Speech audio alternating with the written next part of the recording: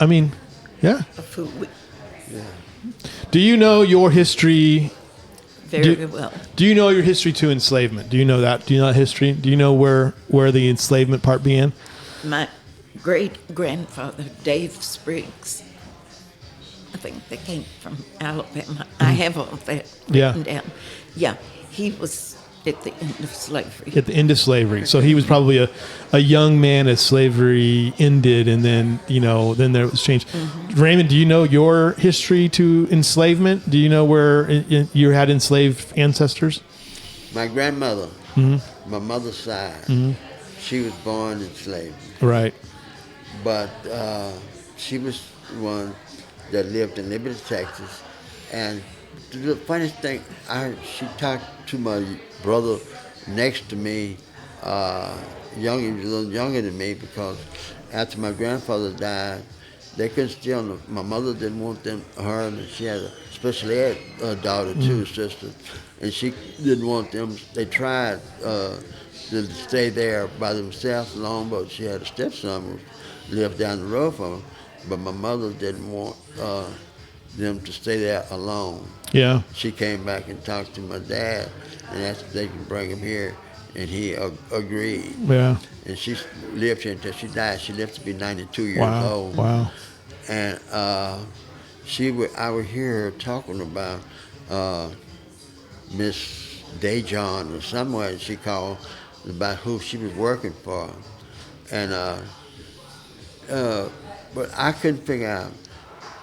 And how she did, I don't know. She could read, write, just anything that you wanted to sew and cook. She did all that. I don't know how she learned that, but she would, when my little brother was in school, she would sit him down and teach him right beside her and teach him how to read and write. And by born in slavery, I don't know how she had access to that. She did. To this day, I can't figure it out, because so many was there. Was during that time, they could not even read or write. Right. They weren't even allowed to. But that's even, what it was. They were not allowed to. Right. So, yeah. I mean, that's interesting. That's part of the deal. But it's the fact that the two of you know your history. I always tell the story too. My grandmother will be 101 next week, actually on Tuesday, and this always fascinates me. She had a very close relationship with her grandfather, who was born in 1850. Wow. I mean, that's insane. Her grandfather, who she adored, and I think he died right after she graduated from high school. He lived long enough to graduate from high school.